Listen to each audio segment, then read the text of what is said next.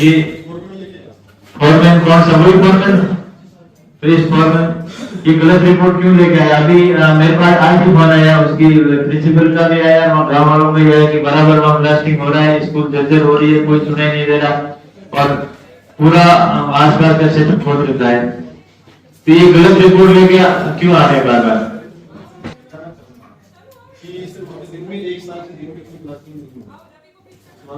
तो रात में हो रहा है, दिन में नहीं हो रहा? नहीं, दिन में नहीं। हाँ,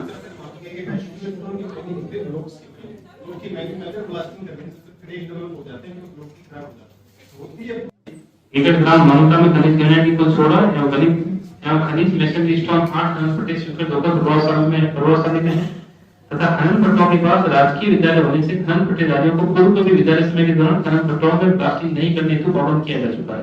कार्यालय तकनीकी स्टाफ द्वारा पुनः दिनांक 6/11/2025 को राजकीय विद्यालय मानुका स्थित खनिज ग्रेनाइट और मैसेज स्टोन को खनन पट्टा क्षेत्र का निरीक्षण किया गया और निरीक्षण अवैध खनन की गतिविधियां नहीं पाई गई तथा विद्यालय स्टाफ द्वारा अवगत कराया गया। ये रिपोर्ट कौन लेके आया?